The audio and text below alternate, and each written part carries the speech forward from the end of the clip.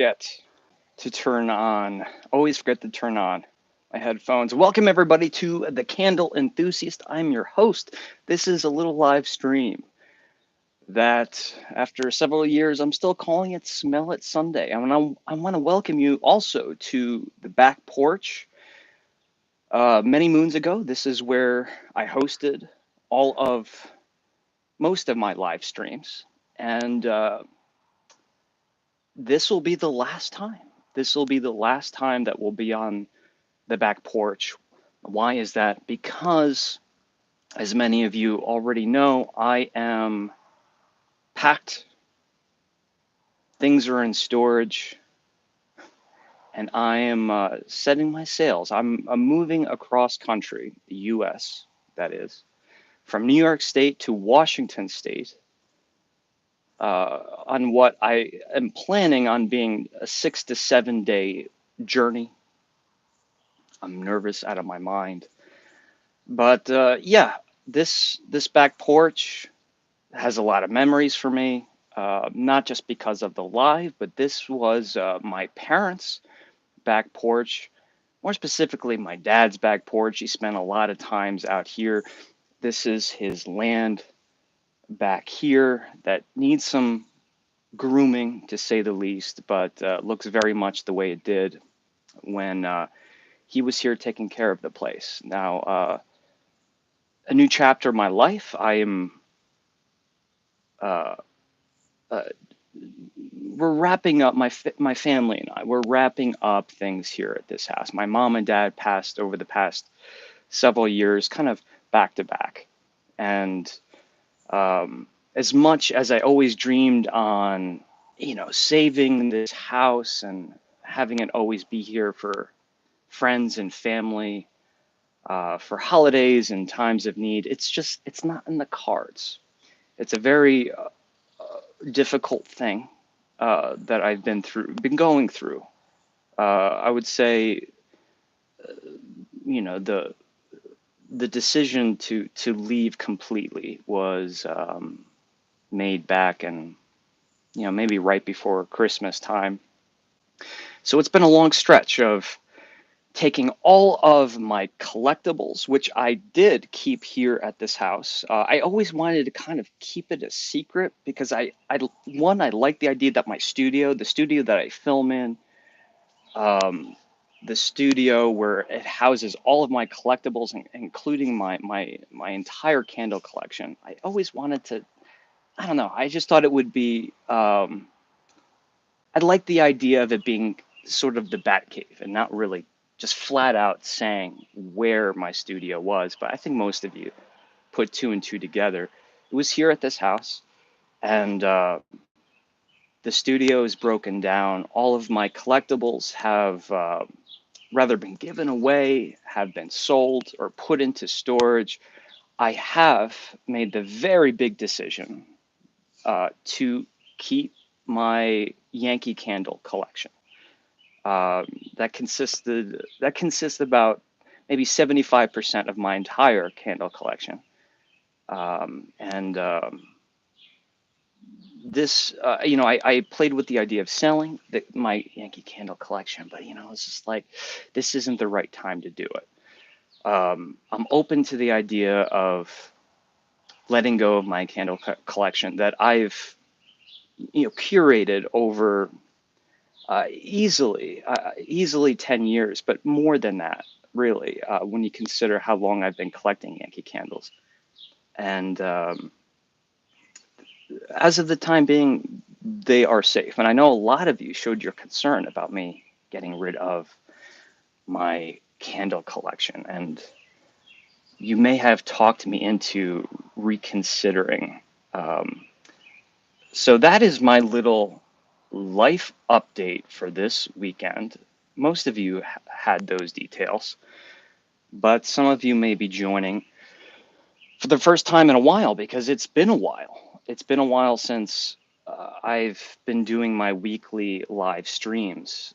Um, things back in January just got so crazy as far as I just really needed to work. I really needed to raise more funds, more money had to be coming in that then was coming in. So I just took on as much work as possible, and was just a whirlwind. I mean, week after week of 6 7 days, 6 7 day work weeks. My work week would start at 60 hours. I'm not trying to boast or brag or even complain, but just wanting to assure people that there was absolutely no way I could produce videos or even just do a weekly live stream. It was just not in the cards. And I want to welcome all of you who are in the chat area. I see Dale, I see Omega, I see Matthew. Both Dale and Matthew, I owe you messages. Matthew, I saw a recent message that you sent. It's just with the way things have been, my inbox just keeps filling up, and I'm like, well, I'll have to address that later. I'll have to address that later. There's been a lot of rental vans, storage units, dumpsters in my life recently. So what are we going to talk about today? Well, I don't know. Um, I just hope that the quality of the video stays relatively okay. It might go in and out with pixelation and stuff. It's simply just the best I can do right now. If it gets too ugly to look at, just turn the video off. What I thought I would do, because as I said, I'm keeping my Yankee Candle collection, but I can't keep everything. So months ago, I had to make the very hard decision to unload all of my Kringle candles, but specifically the Halloween Kringle candles, which to me, that was hard. That was hard for me to do, but that got the ball rolling. Once a lot of you purchased one of my candles, or several. Not only do I hope that you're enjoying the candles, but I want to let you know that the proceeds of all of those sales helped this channel tremendously, especially during these times, and I'm very grateful for that. And I was finishing up with a storage unit the other day, and it was maxed out. It's simply just maxed out. And I'm looking in my studio, and there's still stuff that needs to get put away. And one of those things was my City Wicks candle collection. Now, I don't know if I've really ever talked about that I actually have a City Wicks candle collection. I think most of you know that I like City Wicks. City Wicks is a small production, very artistically passionate, thought-provoking candle company based out of Salem, Massachusetts. The company, I felt, was like a very small had a micro following. When I first met the proprietor, Liz Fraser, back in 2016, she hadn't had City Wicks wasn't working out of a gift shop or any kind of storefront. Most of the sales, I would imagine, were through, markets and, I don't want to call them flea markets, but what do you call them? Just like on the street vendor style candle retail, and also online sales as well.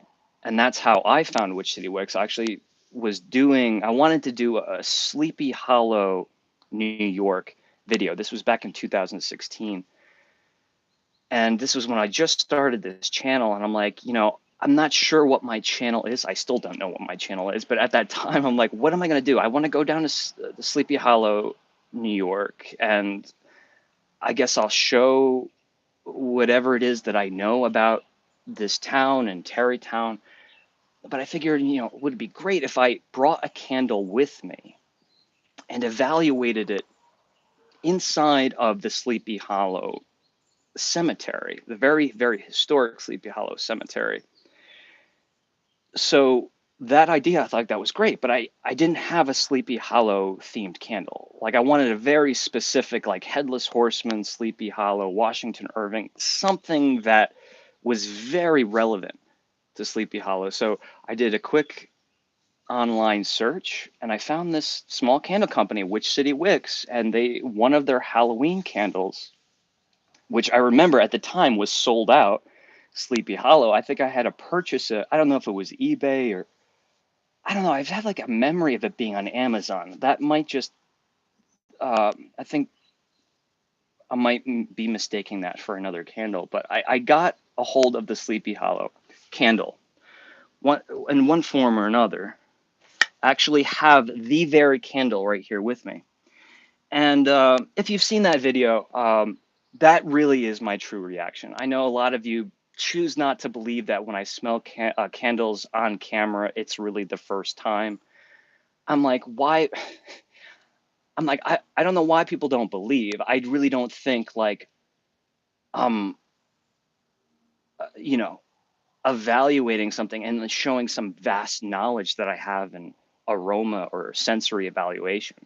Um, but yeah, I smelled that candle for the first time in that cemetery, and I went from I hope this candle's okay, like at least I hope it's okay so I can keep it positive for this video. Fast forward to the end of that evaluation and that video, and I'm like, this is exactly what I've been looking for. City Wicks, small candle company based in Salem, which I have my own personal history with Salem, Massachusetts. I never lived there, but I spent a lot of time there working and playing, and and I knew really right then and there, if not then and there, maybe that day, that I'm like, the idea for this channel has to be that I need to hunt down these small candle companies, highlight them, so that not only can I learn about what's going behind, what's the thought process behind these people making these candles, but kind of just shed light on the candle industry that's not the big candle companies. That's not Yankee Candle. That's not Bath and Body Works. I want to hear more from the individual artists, the people who are creating these things. Um, candles that are not created in a boardroom setting, candles that are created in, with friends and family at the kitchen table or in the garage or wherever it is, small candle companies where they're making their candles. And so it must have been a couple months later. Um, I had reached out to Liz, the proprietor of City Wicks, via email, and I'm like, hey, I would love to come up and if we could just do like a little interview, talk about the candles. Here are a couple of my videos. I thought she'd get back to me, but she didn't. And I was like, it's kind of a bummer. I wanted to do it before Halloween that year. And I remember I was at the Yankee Candle Village, literally in the Yankee Candle Village. And I saw the email from Liz from City Wicks. She's like, hey, yeah, just, stop by anytime. How's tomorrow? And I'm like, whoa. Okay, I had plans, Yankee Candle Village. But I figured, no, this is more important. I scrapped those ideas at Yankee Candle Village. And I immediately drove from South Deerfield, Massachusetts to Salem. I got a room. I met Liz the very next day. And just look at some of my earliest videos. The video, the full interview is its own separate video that I posted late 2016. But I originally put that interview in my Salem video that I created in 2016. It's right smack in the middle. And Liz and I, we, hit it off. She's incredibly friendly, incredibly gracious, kind person. I love her sensibility. I love that she's kind of, she has no problem just being herself, doing it her way. Not at all. It doesn't seem at all that she's influenced by what the industry says that you should do. She just does her thing, and I think a lot of people even just uh, those years that have passed from 2016, the company, the small business has grown so dramatically. I can't talk about sales. I can't talk about online sales, shipments, things like that. I can't talk numbers, but what I can talk about is just the comments and the excitement that I see every year when Liz posts the pre-order for her Halloween candles, and I'm not going to take any kind of credit for the success that Witch City Wicks has had, but I do hope that I played my part. I did my role in help, supporting her efforts, help putting the word out there, and help representing what she's doing as an artist, thoughtfully, honestly, and hopefully I created some entertainment along the way with that. So all of this is to say, uh, I have a lot of candles from Witch City Wicks that I've purchased, candles that folks have sent me as gifts. Liz uh, has gifted me things throughout the years from Witch City Wicks, and there's a lot of things I simply couldn't burn because you guys know I have like an emotional attachment to certain things, especially gifts. There's a lot of things I didn't want to burn, but there's things that are like so rare, and things that I really knew exhibited like her passion for candle making, that I wanted them. I wanted to find a permanent place for those candles, her candles, on my shelves, so that if I had visitors to my studio, had a visitor or visitors come to see my candle collection, that I had her candles there to talk about, so other people could smell them. Uh, but the days of having that kind of Shane's candle museum are over, at least for the time being. So I need to part with my Witch City Wicks candle collection. They need to find a new home, but not just a new home. They need to find a good home, because these have been stored. I'm trying to be as humble as possible. I take really good care of my things. My studio is temperature controlled. It's humidity controlled. It's also no sunlight, and even false light, artificial light, like just lighting the studio, is controlled. So I can't imagine anyone storing their candles better than I do, at least not much better. And so if you are a candle burner, a candle collector, whatever it is that you are, and you're interested in having a little piece of Witch City Wicks history, or if you want to look at it as the Candle Enthusiast history, I'm going to offer these up for folks to bid on via, or not via, but through eBay. You can find the link to all of these auctions. Some are bundled together, some are listed individually, but all of them are posted. The ones that I'm going to show you right now, as the currently as this I am recording this live stream, you can find the link in the description below. But what I'll also do, just in case, you know, uh, because I have you guys in the chat area, let me just link it up in the chat area. All of these funds are going to help the future of this channel. During this cross country trip, as of a couple weeks ago, I'm like, there's no way I'm going to be able to afford the extra days needed to film videos like I've always wanted to do. I always wanted to do an across country trip and film and document the whole experience, every part of it, like keep the camera rolling nonstop. But a couple weeks ago, I'm like, there's just no way I'm gonna be able to do this. But since then, so many of you guys have come out of the woodwork, and I don't want to make it sound like I'm rolling in cash, at least in the Candle Enthusiast checking account. But a lot of you have stepped up and donated very generously, and there is some money to play with to actually create content now. I couldn't afford to do it out of my own pocket, but with the help of you guys through eBay sales, through like one-time donations, Patreon, merchandise, all of which, all of those ways to help support the channel can be found in the description below. You guys really stepped up. But I feel like, well, we're halfway there. Like, there's money to do things now, but can we really kick it up a notch? And since I have these candles, I figured we could use all of the money that I raise from selling these candles for video content in the coming weeks.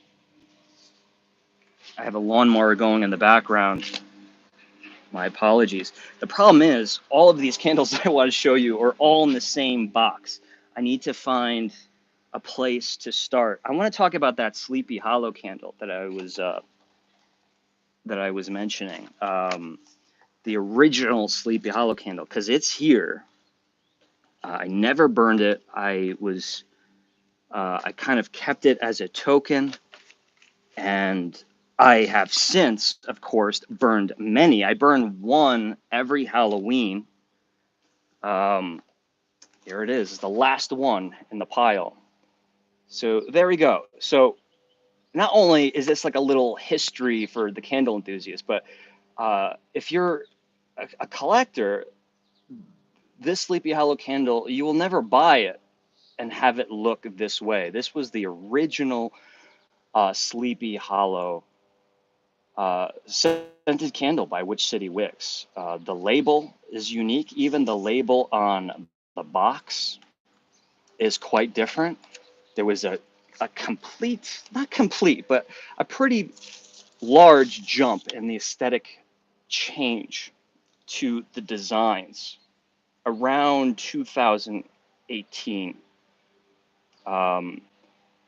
Little bit more, I don't want to say monochromatic, the more recent versions, but definitely not as colorful as these. So I'm acting like this is like a movie prop, or, that was, used in, a very classic, epic Hollywood picture. I gotta humble myself a little bit. But with that said, this is the candle, the first one I purchased, the first one I had it in the cemetery of Sleepy Hollow. If you've watched that video, a lot of people, that video was the first video you ever saw, or you found my channel because of this.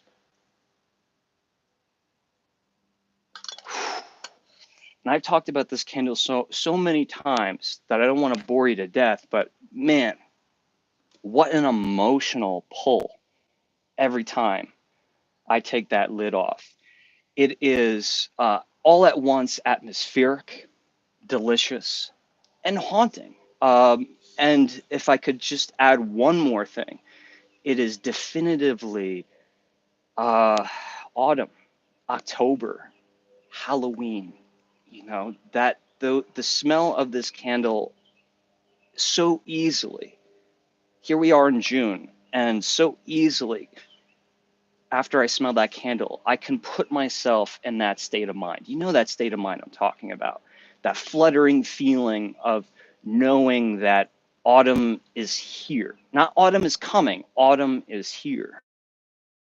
Uh, this candle really works on pulling at the heartstrings, using, the the the things that, if you've spent time, most of my history in autumn has been in New York, also I guess California, but like um, the smells of autumn, at least I associate, here in New York or New England, is the apple orchard, the of course the baking spices, the savory aromas, but also the smells of harvest.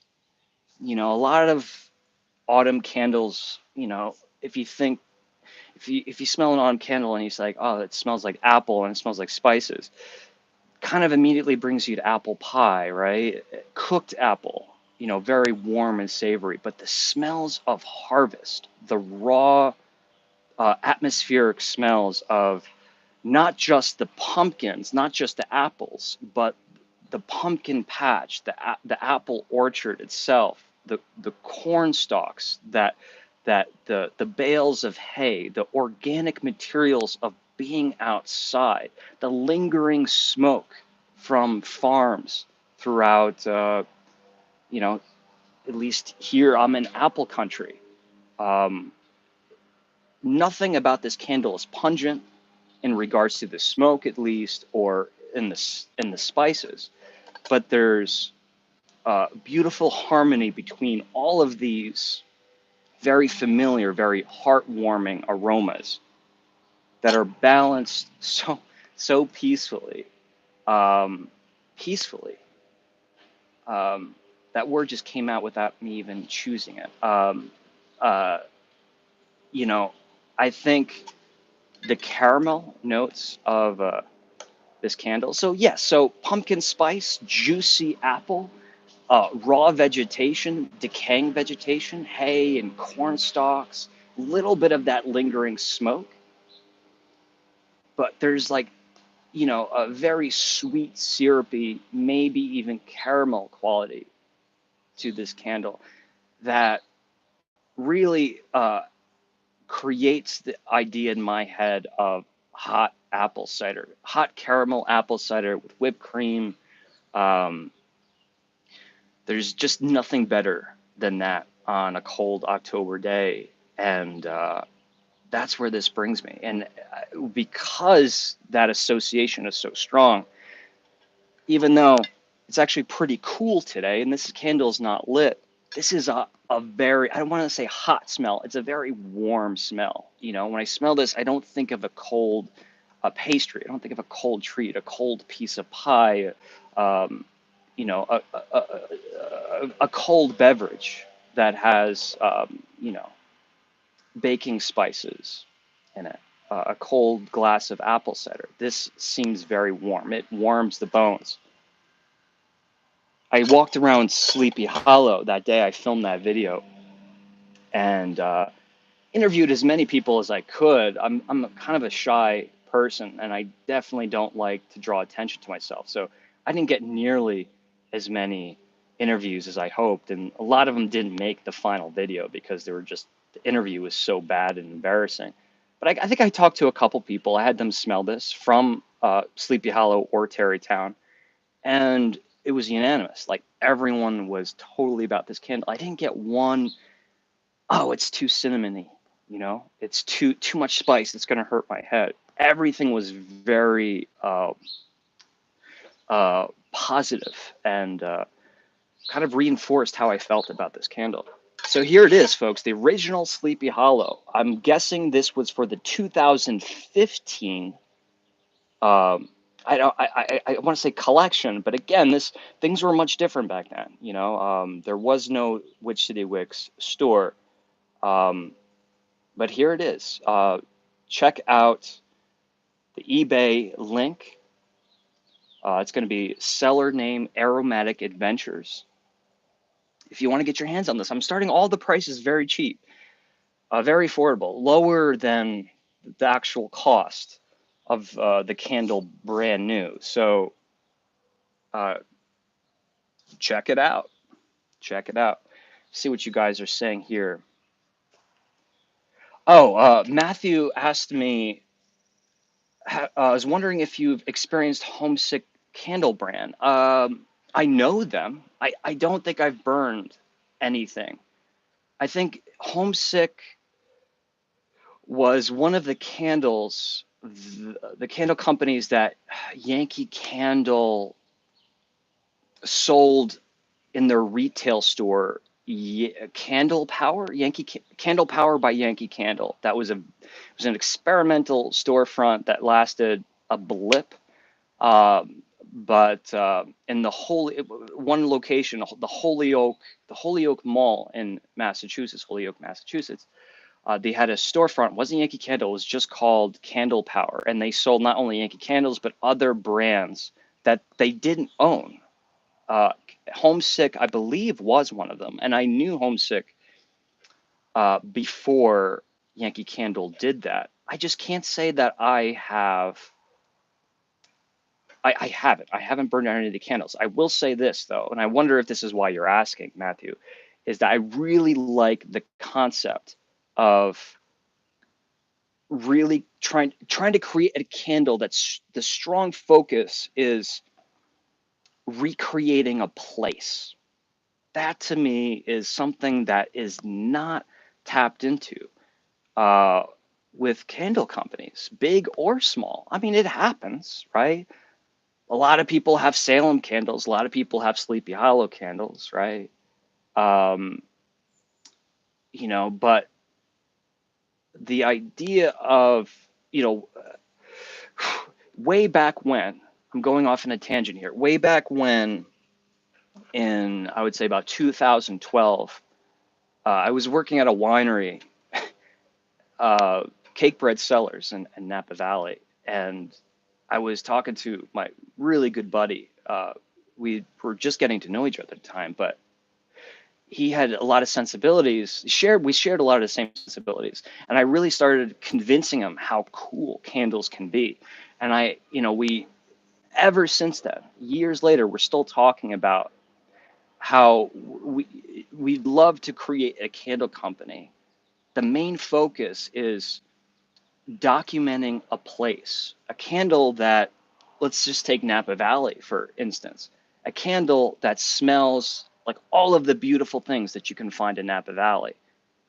But more than that, all of the ingredients, everything, all of the oils, even the wax itself, all of the biomatter that's collected, whether from grass or grapevines, grape must, the seeds and the skins of grapes, all of those things that are distilled or in one shape or form turned into making fragrance oil.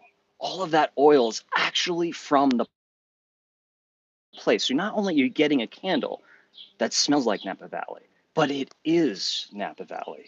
Everything in it, most everything in it. Of course, everything couldn't be composed, but everything that's inside, most everything that's inside, especially what contributes to the aromatics, are actually Napa Valley. It's physically Napa Valley. And this idea that I shared with them and we kind of elaborated on together was the whole process of making a candle for a place would make for a really fun video content. Going to a new place, let's say you go to the Smoky Mountains and you want to make a Smoky Mountains candle and just video the entire experience of collecting all of the biomatter that it would take to make this essential oil and constructing the candle. But I think what really intrigued me about this idea was the idea that for people who, again, let's stay with Napa Valley, people who always wanted to visit Napa Valley, but say never could, just it's not in the cards, they can't visit. Or people who visited and had such a great time, but they have to leave and they're thinking, wow, I might never be back. Or maybe it's their favorite place to go on vacation, but they want to take a little bit of Napa Valley back home. And keeping with the romance of wine in Napa Valley, keeping things in a bottle, how great would it be to have candles from all of your favorite places in the world that not only smell like that place, but are composed of actual matter from that place? That was a very long tangent, but I feel like Homesick is kind of talking to similar things that I just addressed. So that is my response, Matthew. I would love to hear your thoughts on the brand, and um, yeah, and I would love to hear everyone else's as well. Here's another candle for you. Again, 2016, City Wicks, All Hallows Eve. Now, I didn't purchase this one. That a video that I filmed, I interviewed Liz in the Salem Cemetery, the old burial ground, October of 2016, and she had a little gift bag, and she gave me a bunch of candles to smell on the spot, and this was one of them. And again, I never burned it because I wanted this on my shelf to share it with others. But I've burned this many times. Don't want to get you wrong. Keep in mind, I'm just like you guys. I'm getting my collection every year from Liz, mostly online. She used to send them to me when I would review them, but you know, I don't, I didn't want to review the candles every single year, especially the same ones. But this one, um, what's really fun about this particular candle is way back in those days, Doug from Spooky Villages or Hauling Wax. We all know Doug, right? You know, he's become an enormous friend of mine. You know, all my candle buddies online, Anthony from Candle Cafe, um, you know, Mr. Philly Candleman, Brett. You know, we chatted online for years when we were, at least when I was active on YouTube. But you know, uh, I remember very specifically an email from Doug saying, "Hey, you know, I have a YouTube channel, but I talk about haunted villages. I love, you know, I kind of have the same passion you have for candles, but I talk about villages. But you've really sold me on this idea of candles. I've never burned a candle before in my life, and I believe this was the candle he started out with, and it has, I think, maintained its place as his favorite of all of the Witch City Wicks candles, not just the Halloween collection, but all of their candles. This is a superb candle. I've talked about it numerous times. It's candle geek heaven because there's so much to talk about. It is a stroll through this is how I say it. It's a stroll through late night Halloween or All Hallows Eve, um, the journey back home from trick or treating. Doesn't smell like tricks or treats, but it smells like the cold, dark journey back home. The journey through the gnarly apple trees in the neglected apple orchard. It smells like the frozen, overturned earth of the farmlands that scatter the countryside. You know, the actual minerality of the soils, the dirt, the stones, and the that bitter cold, that frozen nature, always making those aromas stand out a bit more, and in some way making them even more unique. The smell of cold soil, the smell of apples that have fallen to the ground, busted, maybe even slightly rotting a little bit, that fermentation, that sweet fermentation process, that high tinge. There's a big difference smelling all those things in on a hot day when everything's baking in the sun versus smelling those things on a very cold October night with frost biting, uh, yeah, the the the farmland ground. You know, there are very organic smells of wood and spice, very antique smells of like teak, teak wood. Um, like, I smell like really aged furniture, but the way it plays in this candle, that that aged antique furniture becomes that dead, gnarly, twisted limb of a tree that's, buried uh, in a ditch, on a farm, or as I would as a kid, after we would go trick or treating with my brothers, back in those days, the name of the game was how fast could you go? How fast could you trick or treat? How many houses could you visit? And in order to maximize the houses that you visited, you had to get from neighborhood to neighborhood. Now, where I grew up, things are pretty spaced out. So neighborhoods, it's not like you just walk down the blocks. There's distances that you have to travel by foot to get from neighborhood to neighborhood. So I distinctly remember many years my brothers taking me along. I was very young at the time, very, very young. Um, and we would hop fences in people's backyards that would lead to quite literally abandoned apple orchards. I know it's weird, but it does exist. In apple country, for one reason or another, there's a lot of apple orchards that haven't been overturned, plowed, developed with houses, especially back in those days. An orchard, for one reason or another, would kind of, um, it would just cease to exist as far as harvest and production, but the trees would still be there. The fruit would still be produced, but nothing would be picked. The land wouldn't be groomed. The trees wouldn't be pruned. So on those late Halloween, cold Halloween nights, walking through those apple orchards to cut from one neighborhood to the next was such an aromatic experience. I don't obviously don't think I recognized it at the time as the smell, but whenever I kind of get a glimpse of, walking through an apple orchard and I smell that fermentation, even in wine country, when you smell that fermentation, when you're driving down the roads and you're passing vineyards and wineries, when I smell that fermentation, I'm like, wow, it brings me right back to that Halloween night. And I don't think any candle I've ever burned uh, does as good of a job in bringing back all of those priceless Halloween memories to me than All Hallows Eve. It really is uh, as good as it gets when it comes to everything I love about scented candles. And because it's Halloween, because it's from City Wicks, because it's from Salem, a place that I love, this has always had a special place in my heart. All Hallows Eve. Again, this was the original candle Liz gave me back in 2016. It's going to be listed up on eBay.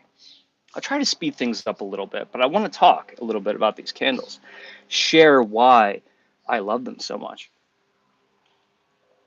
Um, uh, Gretel says, good luck. Have been following since before the Lizzie videos, Lizzie Borden. Also, Santa, Yankee, Humbug, Creepy Clowns, Disney, movie making, so much fun. I appreciate all of that, and I'm very happy to hear that you've seen all of these things.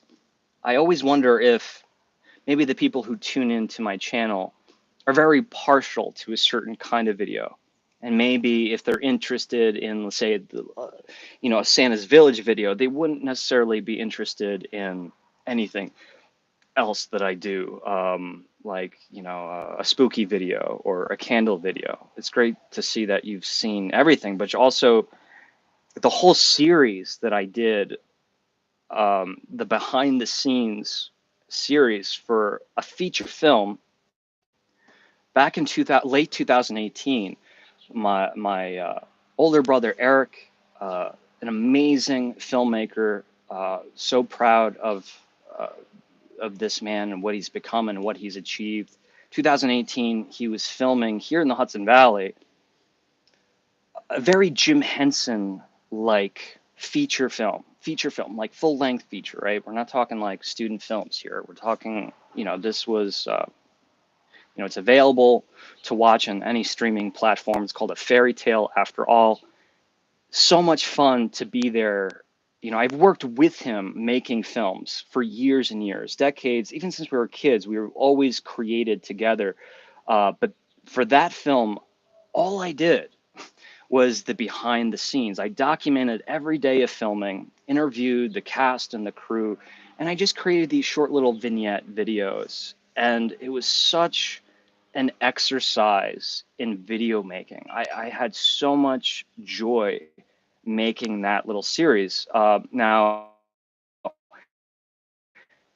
those videos are posted on this channel, but there's a playlist of all of his videos that link them up.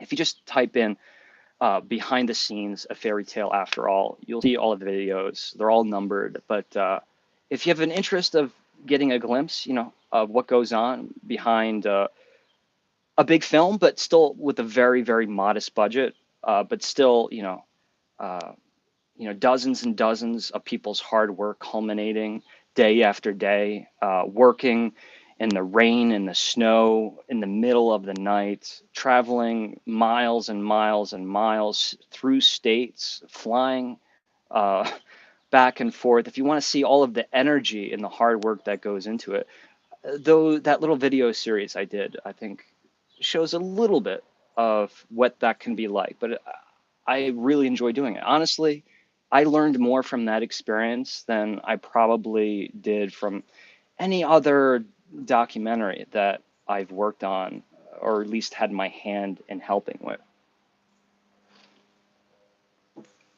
Um, Dale says, I'm sure your mom and dad are looking down and are thinking how proud they are of you. I appreciate that, Dale. I feel my mom and dad, their presence all of the time. It's amazing how that it's really aided in the whole experience of losing my parents. I've always feared, like, what would that feel like? But, it's amazing how close they both still feel. So, wherever they are, whatever they're up to, I hope they're proud. I hope they're at least they're approving. Do I have a current mailing address or PO box? I do not. I do not. I mean, I have this address, which I never really shared because I didn't really want things coming to a residential address. Um, but I've already forwarded my mail. My living arrangements are going to be temporary when I get to Washington State. Um, so I don't even know what my full-time residential address is going to be, but I will be obtaining a PO box out in Washington, just outside of Seattle, and I will share that with all of you guys as soon as I have that. Um,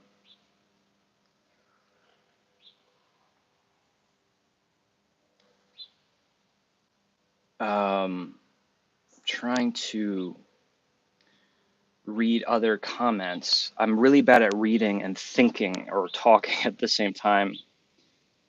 Dale says cold apple pie is so much better than hot apple pie for me. I can totally see that, especially a la mode style, right?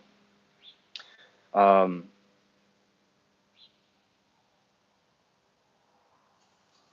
I have to go back and read, Matthew, your comment. I'm not sure if I get it completely. Trek Matt says, I hope the move goes well. Have always loved your videos and live streams. Very, very much appreciate you saying so. Carrie says, have you smelled any of the Lalabo candles? Lalabo. Am I pronouncing that? I don't even know how to pronounce it. Um, I don't think I have. I should bookmark that and check it out later. Let's talk about some more candles, though. I got seriously over a dozen here. So, a different Sleepy Hollow candle. So this is what it became. I'm not going to go through this again, but this was the 2018 collection that Liz sent me. This was the entire collection. So uh, the biggest video I did for, I think, Which City Wicks, the one I worked hardest on, was a full 2018 evaluation. I went from candle to candle. It was an edited video. I don't know. I mean, it took days, not to film, but to edit and make it look pretty. I worked really hard on it, but I think that it really did well. I think people still find that video when they research Which City Wicks. The video, stays relatively active, especially during Halloween candle buying season. Um, so that 2018 collection consisted of Sleepy Hollow, Trick or Treat. Look at these labels. Trick or Treat was brand new, or at least returning with a brand new scent, same name but with a new scent on that year 2018.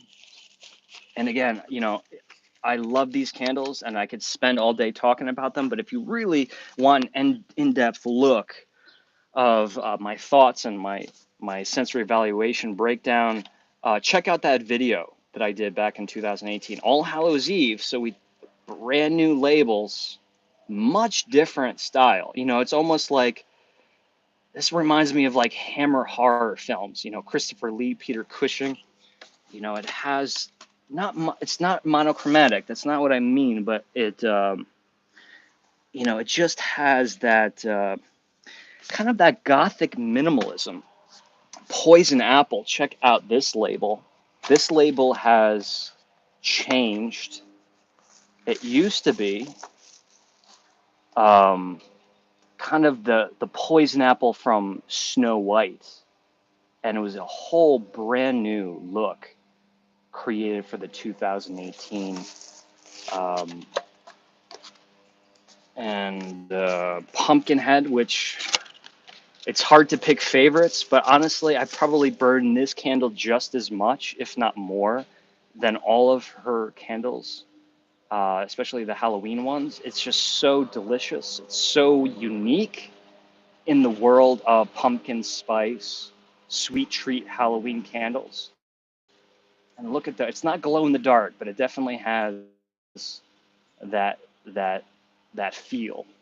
And what's the last one? The last one, I believe, is now retired, has been.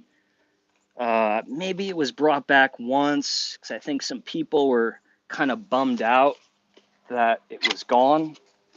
Black Bat, incredible vampire candle. If you love that juicy, decadent red fruit punch, that kind of idea that there's those black bats or that vampire is out there uh, craving that red juice or that blood.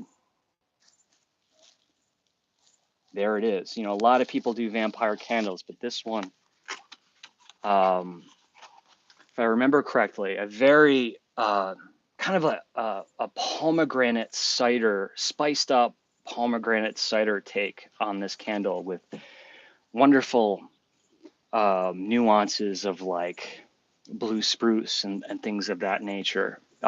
Again, delicious, but still very much an environmental candle. It feels like a place. So this entire collection, this was the 2018, as I've said 15,000 times, including this personalized card from Liz, addressed to me. She sent these to me probably in August 2018, maybe late July, so I could do this video and post it. I'm going to include this personalized card for posterity from which City Wicks. Again, a little history from both the Candle Enthusiast and which City Wicks. I don't know if any of the Candle Enthusiast history will ever be valuable as far as money is concerned. No, but I take some pride in the small little thing, the little victories that I've accomplished throughout the years, and shedding light and sharing which City Wicks with thousands of folks was certainly one of those high points. So in one auction, I'm including the entire 2018 collection. The card, again, that's going to be Pumpkinhead. All in the original boxes, by the way. None of the candles have been lit. They have been evaluated. These are the candles I use in the video, of course. Trick or Treat, Sleepy Hollow, Poison Apple, All Hallows Eve. What was the last one? The Black Bat. So that was really hard. This was the collection that I kept, the permanent non-burning collection, Halloween collection from City Wicks that I kept on my shelves. So, if, like I said, if I had visitors, or if I ever wanted to have someone smell these candles, these were the ones. The boxes are nice and worn because they've traveled all with me. I took them on trips. The Sleepy Hollow candle I brought to Sleepy Hollow this one when I met and worked with Jacob the carpetbagger from YouTube. I had him smell the candle on one of his videos. They're well loved, but the jars are in perfect condition. The wax is in great condition. Like there's no fingerprints, anything of that nature. So if you want to burn them, or if you really want them in pristine condition for your collection, the boxes have seen better days, right? You can see that, but the jars are great. So that, like I said, one auction. There's a buy it now, but I started the actual price at a very fair price. Listed it for a price less than, of course, if you bought them brand new. And yeah, I don't know. I would love to see someone like display that. How cool would that be? That would make my day. Someone display that card. All right. What else do we got here? A lot of these I haven't smelled in a long time. So this might be interesting to revisit them without any fragrance notes. Try to keep things organized here. Matthew, great question. Matthew asks, Shane, will you be sending postcards to Patreon members on your cross-country trip? I absolutely am going to do that. I feel like it could be redundant if I sent many, but maybe not. But absolutely, not just Patreon members, but there's especially folks over the past couple weeks who have, donated some money, small sums, large sums. It doesn't matter to me.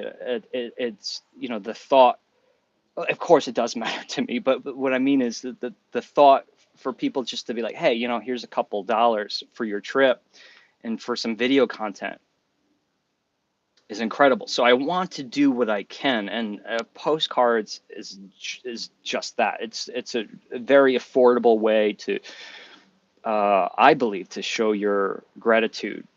So I will be doing that. I just want to make sure that I have a list of all of the people that I want to send them to, because like I said, not all of them are Patreon members. But if you would like to receive postcards, that's a great plug, Matthew. In the description below, the Patreon link is a great way to share a small sum, very small sum of money, as little as $1 a month to the channel. And I believe it's the $3 tier. If you pledge $3 a month, you get a postcard, and you know, um, you know, it's not always exciting, but you get a postcard. I got to find a way to spruce it up.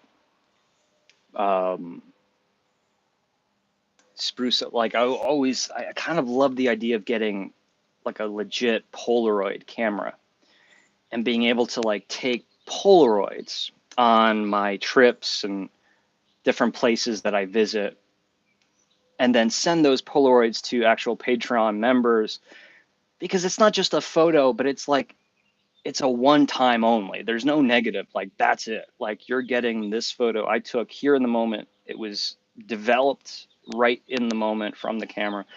I think that's kind of, I'm into those sorts of things. But either way, check out Patreon and all of the other ways you can help support the channel. Okay, what do I want to do? Both of these are listed, and I've always, I don't know why, I felt like they're always kind of sibling candles, a part of a set. They're not. They're definitely not. And I can't remember. One of them or both of them are retired now. I think it might be Seance. I'm not sure. But these candles are really, really fun. Let's check out Seance. When you think of seance, or I think of seance, you think of like Madame Leota in the Haunted Mansion, right? Um, or Harry Houdini, perhaps. This idea of the aroma of like a fortune teller's parlor. It's something that I always return to. I don't know what it is. Maybe it's from watching Pee-wee's Big Adventure so much as a kid. And when he goes to, what was her name in the movie? Oh man, it's on the tip of my tongue. But when Pee-wee goes to see the fortune teller, or he goes to that magic shop, right?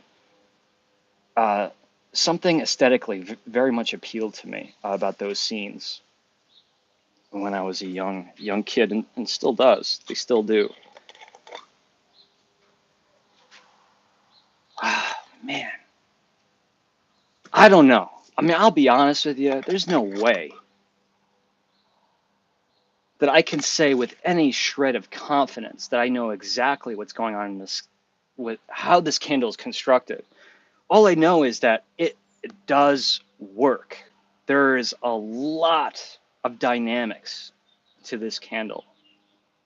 By dynamics, I mean like everything from, the subtle nature of a very old, very dried out piece of wood, a slab of wood.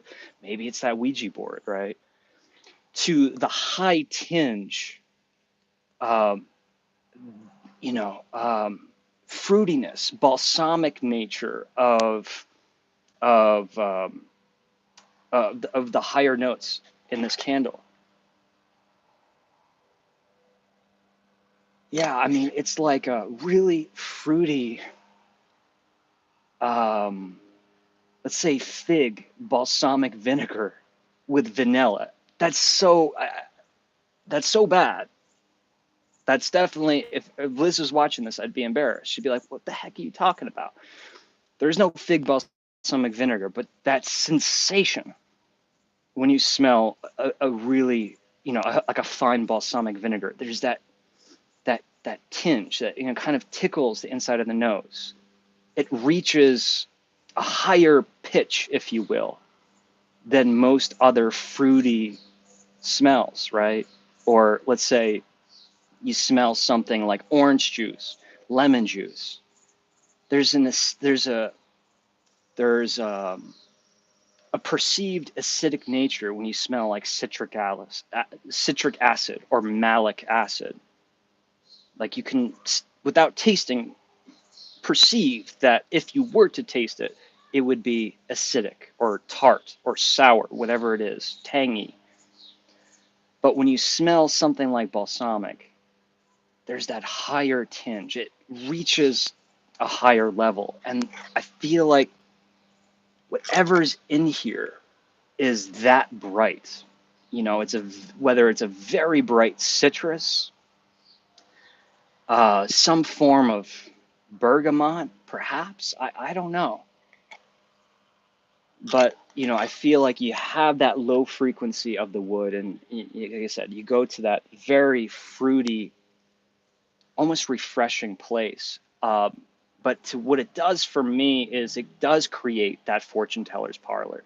That fruitiness and the wooden nature help create this idea of a smokiness. I don't really think there's smoke here, but the idea pops up in the mind when you smell it, and it just creates the illusion of the incense.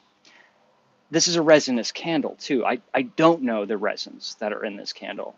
I don't have the fragrance notes, and I'm not, despite what some might think, or sometimes what I might even think, I'm not that talented to be able to tell you out of the blue, but there is a very resinous, very witchy, very magical, very Salem quality to this candle, as with many of Liz's candles. I think she really brings the resinous smells, like the smells that we associate, I associate with, boutiques from Salem, or if you're in, like a spiritual shop, a shop where they're selling, stones, like, um, uh, what's a better word to describe them? Like rose quartz and onyx and obsidian and all of these things. And they have dried herbs in jars, and they have uh, incense, and, you know, there's something magical to me that I associate with those smells. And although I do use that fortune teller's parlor all the time, this one really, really does it for me. There's fabric smells. There's a smell of fabric. Like maybe it's leather, maybe it's something else. Maybe I'm associating with fragrances that I associate with, people wearing and lingering on fabric. I don't know. I cannot. I am fully okay with saying that the reason why I probably never done an in-depth evaluation of this candle is because I don't got it. This is Liz at her height of creating candles that don't smell like ingredients. They smell like an experience. And if she doesn't make this anymore, um, that's sad. Because this was one that I remember very early on being attracted to. Seance by City Wicks. Again, all of these are listed. Currently, there's only 2 days left on these eBay auctions. I only set the auctions up for 3 days, and I posted them all yesterday. I'm going to post the link again in the chat area, but the link is in the description below. What was the other one? Church, right? Yeah. So why did I associate these two together? I think because this was also a very resinous candle as well. Check out that label. Man, the quality of this video, it's partially because of the lighting, but it does not do justice for these labels. Liz designs all of her labels, and she takes it very seriously. I know she puts a lot of time, thought, and effort before ever approving a label. Church, huh?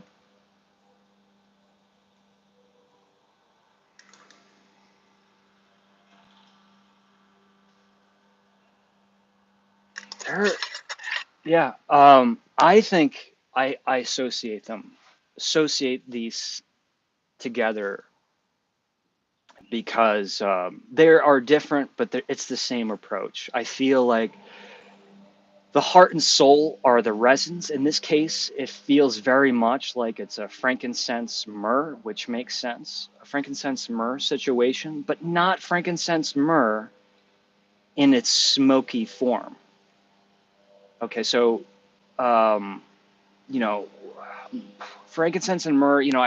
We think of three wise men, right? Or the church during the Christmas season or any time, but I associate with the Christmas season. The burning the incense in the little ball or wherever, and you get that very warm, very smoky, very rich smell of frankincense and myrrh. That's not what this is at all.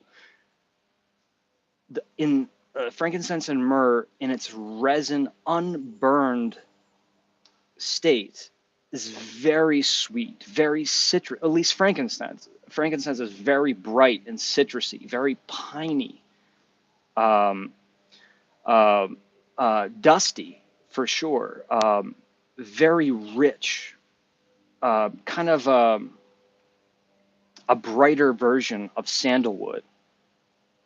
And then myrrh has more of that medicinal dark, little more dusty, a little bit darker, almost sometimes has that smell of like latex, um, which is very interesting. I always can identify myrrh when I smell a little bit of like this like fresh latex muskiness, if that makes any sense.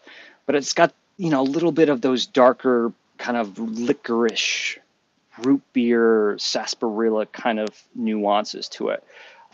So this candle is highlighting to me those two resins in that form. If you want to burn, I believe this is how it works. You guys tell me if I'm wrong. If you want to burn frankincense and myrrh, let's say the incense, like you put the frankincense and myrrh, like the the nuggets with little pellets of cedar, uh, and light the cedar, burns, it smokes, it ignites, uh, melts. What's the right word? The incense. I should not be talking about incense. I just simply don't know anything about it. But yeah, to me,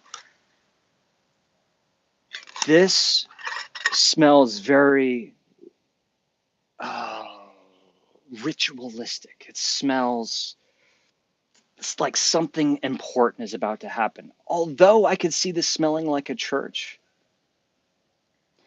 uh, to me, like this could go into any kind of a direction of, like, I could even imagine this being an ancient Egypt candle. Again, something of some kind of um, sacred event is happening, and there's gold platters of dried herbs and spices and plumes of colored smoke. A lot of my knowledge of ancient history is from cinema. I apologize, but you know what I mean. Like, this can bring me to um, the Salem witch village, or the Salem village, circa the 1600s, or this could bring me to ancient Egypt. This could bring me to a church for sure, some form of temple. But I think the through line is that it smells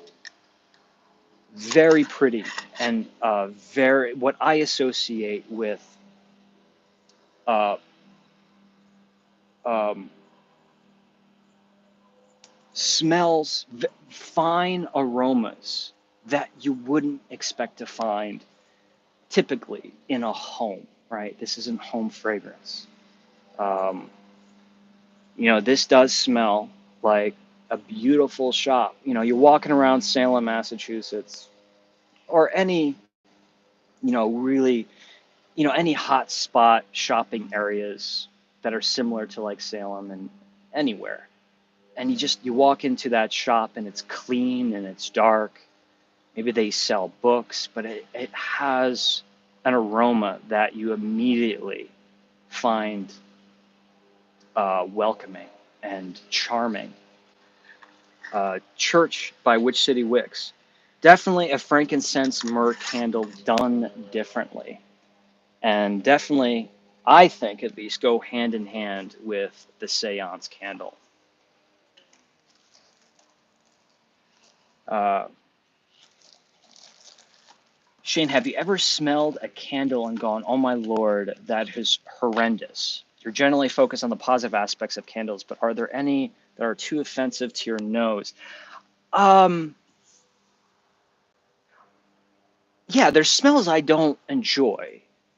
That is for sure. But I don't attribute that to that being a bad candle, right?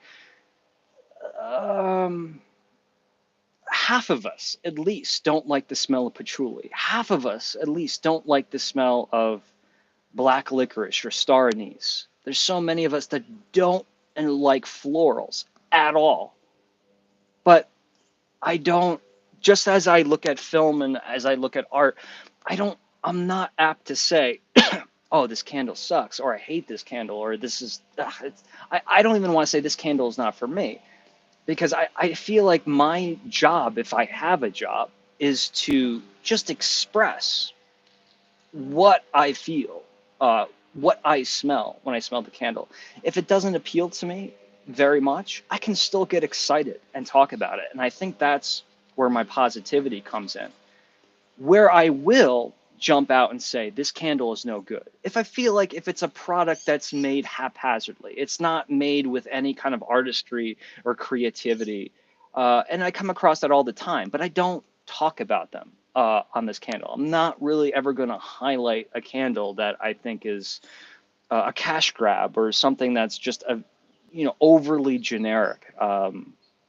So yeah, I mean, I'm very opinionated, but even with candles that like I said, that I would never burn. There's so many candles in my candle collection that just personally I would never burn. Not because they're collectible, but because, or they're collectible to me. Um, Even if I had one that was spare to burn, I wouldn't because it doesn't appeal to me. But that doesn't mean that I can't appreciate it for what it is. I don't know if that's just a trait that I've developed over the years of maybe studying wine. There's a lot of wine that and a lot of beverage that I'm not really into. I was never, I studied wine and beverage for a bunch of years, and I've always been a big beverage person.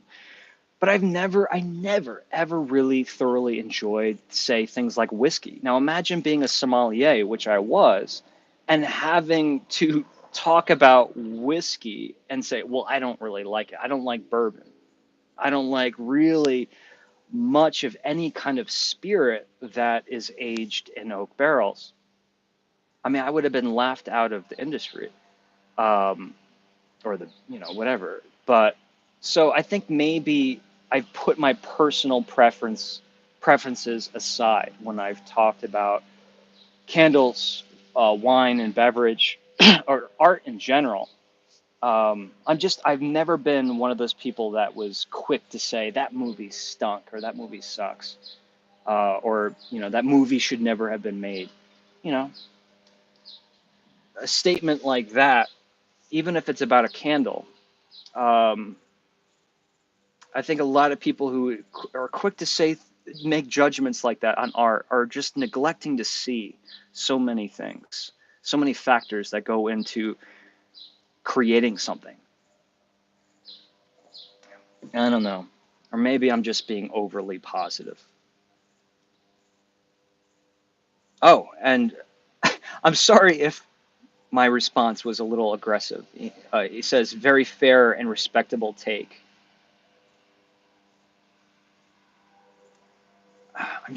I'm afraid to say, I'm afraid to pronounce your name and getting it wrong. Um, so I apologize, but thank you for the question. I appreciate that. Six says, I'm obsessed with patchouli. There you go. There you go. And yet, I know people who despise it. Huge candle people who absolutely despise it. It's just what it is. I think it's better to embrace the fact that we all have preferences versus try to pretend like there's a right answer and a wrong answer. All right, check this out. These were incredibly small production candles. I'm going to try to get all of the details as best I can, getting them correct. Which City Wicks created this set, but it started with this candle here. Edgar Allan Poe. Oh, yeah. Now, um, these were not for sale online. These were only available in the shop in Salem, Massachusetts. The shop exclusives here. Very small production and were wildly popular. The first batch sold out so fast that she had to create a whole second batch. But the problem was, this was really interesting. I remember her saying the first batch sold and she wants to make a second one. But one of the key fragrance oils that was in the candle was discontinued by the vendor that she was purchasing from. Without going into it in depth, this candle is inspired by Edgar Allan Poe's Final Resting Place. There's the story of there was a mysterious person or a woman who would deliver roses and a bottle of cognac or whiskey, I think it was cognac, to Edgar Allan Poe's gravesite. But they could never figure out who this woman was, who this secret visitor at night was. So this candle was inspired by that. It has that smell of like Edgar Allan Poe's closet.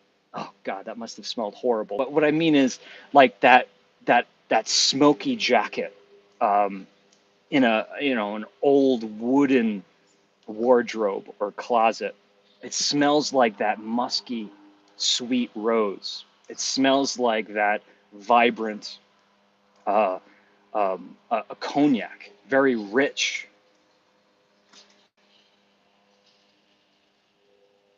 I love that. Never, never have I smelled a Edgar Allan Poe candle that even comes close to this. So the story was that I think it was the cognac or the bourbon oil that she was using was discontinued. So she had to painstakingly find a replacement. And as this, if I'm not getting the story wrong, it was a very hard thing because she wanted to deliver the same exact product. She didn't want it to be overly different. So this was a part of the second batch, and again sold out. But when she introduced the second batch, she introduced this one here. That was even. This is even smaller production because I would assume she wasn't sure how popular this one would be. This is the H.P. Lovecraft candle. So for any of your classic horror literature fans out there, I'm sure you're familiar with H.P. Lovecraft. Some great tales of horror and fantasy and superstition. Um, and I always thought she should have, you know, completed this collection with the trifecta, added Nathaniel Hawthorne because of his deep, deep connection with Salem, Massachusetts, Scarlet Letter, House of Seven Gables.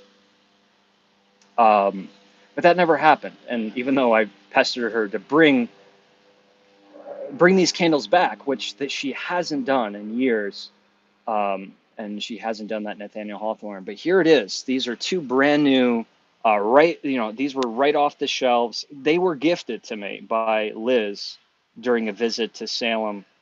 And but I did burn a couple of these, the Edgar Allan Poe, the Lovecraft candle. Ooh, really nice, like spearmint, right, happening right off the go. There's that that vetiver sandalwood, vetiver and sandalwood.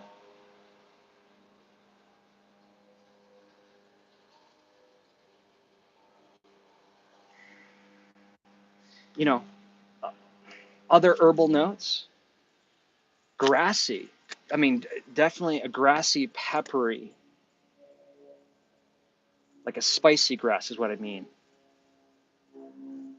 But it smells. It does. It has that lingering smell of that old wooden, let's say like an old wooden medicine cabinet that has, ancient bottles of men's cologne in there. You know what I mean? Like, you ever go into your grandfather's or your father's medicine cabinet, or maybe an old dresser drawers.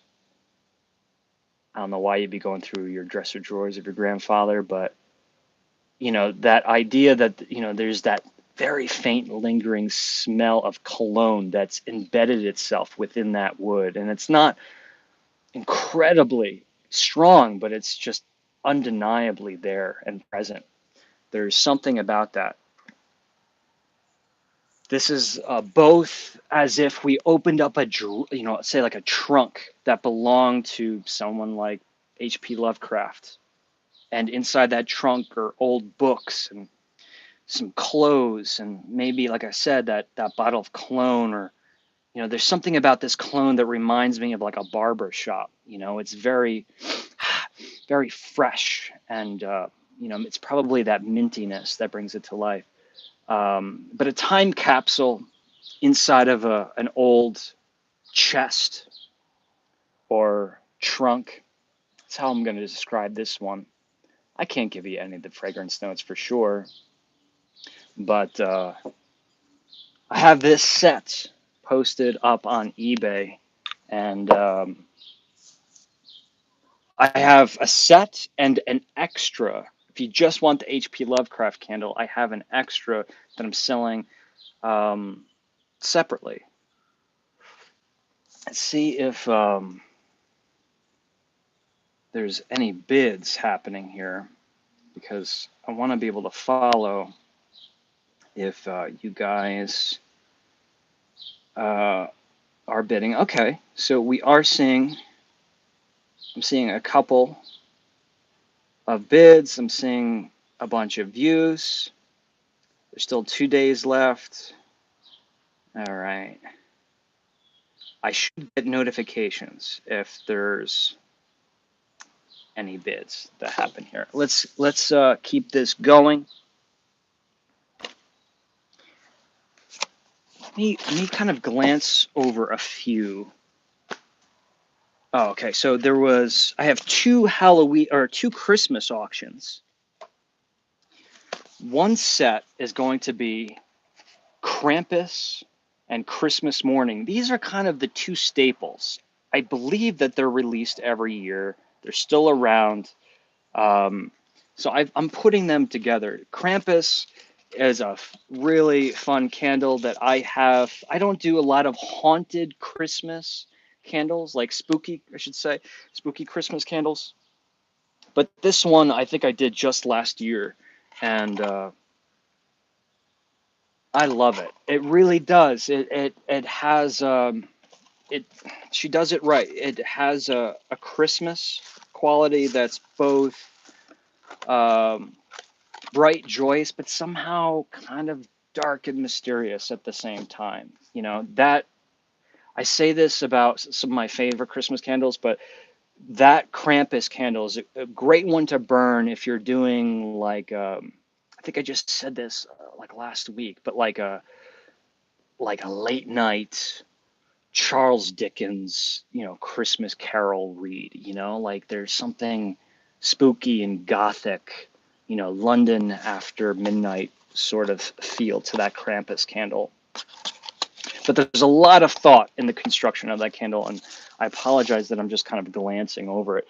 Christmas Morning, which very much has its own story, to me is the mixture of both a very vibrant, lively Christmas tree blended with a very dead, dried out, concentrated form of balsam, cedar. Wow. Yeah. I mean, I think that's the key, is that it's like, wait a minute, this smells fresh. It smells lively, this Christmas tree. I mean, it smells like it's right off the Christmas tree farm.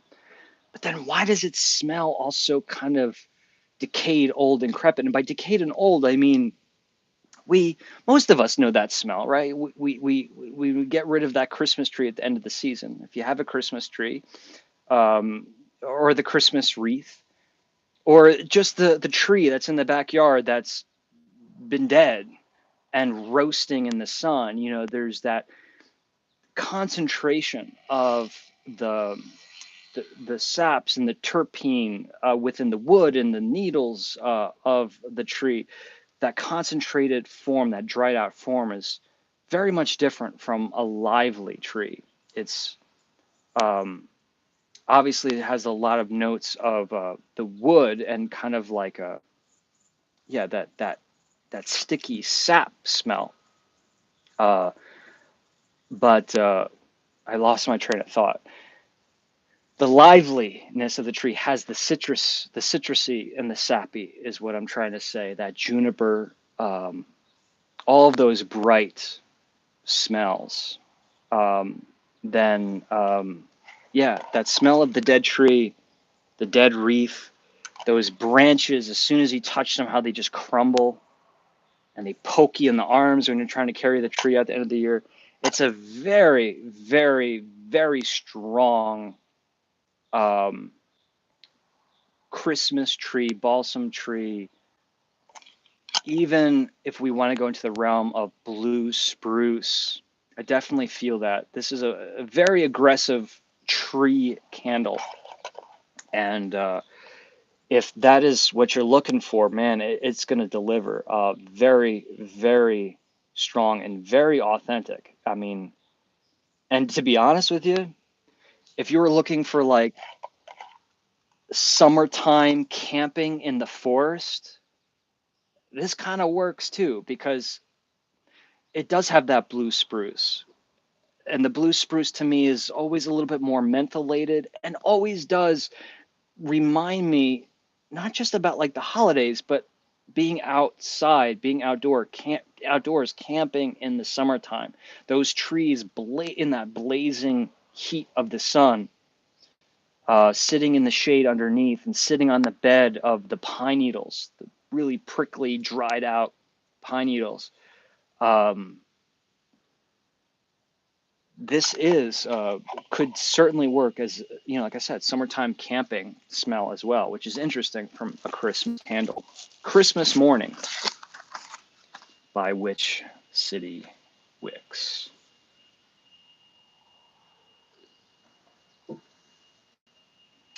Does Santa's Village have their own candle? If not, I imagine the myriad choice of scents. How great would that be? Working with Santa's Village, or convincing Santa's Village. Wouldn't have to necessarily work with them, although I would love to help them to develop their own candles. Yeah, maybe one day. Maybe Dale will take a trip up one day, and we'll convince them to have our own candle line. Renee says, "Hello, Jane. It's been a while. Can never seem to catch a live stream. Well, you've made one today. Good to see you, Renee." Did I miss anybody here? Just want to make sure that I'm giving everyone a shout out if you're here. How about we talk about one more candle?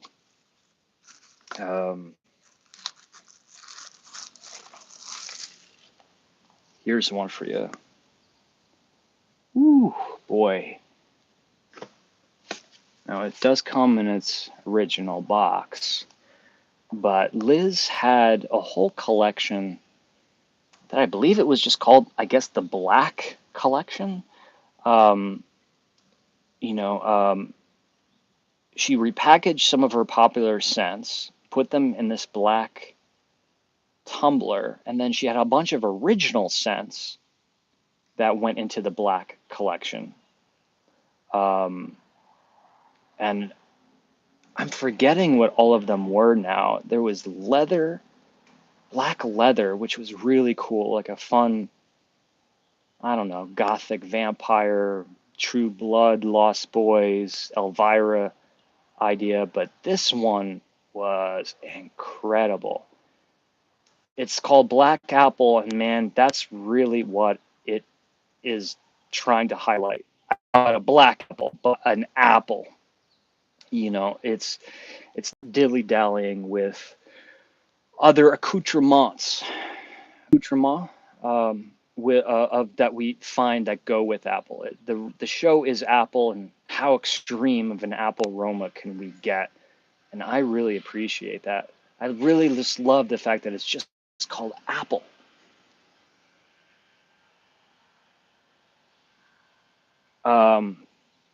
And it has this little cardboard thing here, but it is still enormously aromatic for being as old as this is. It's probably about 5 years old.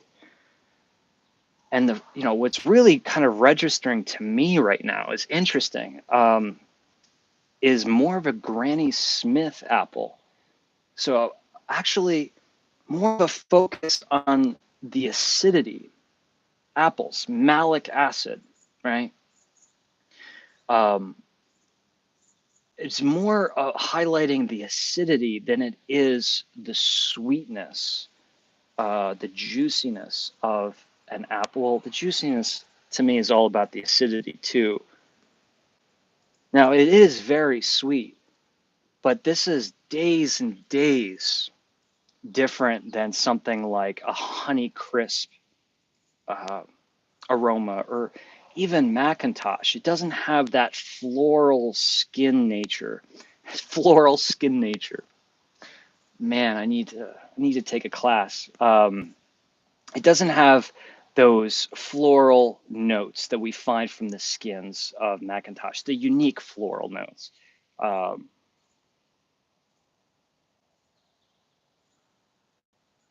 and if I really just let my mind go with this one,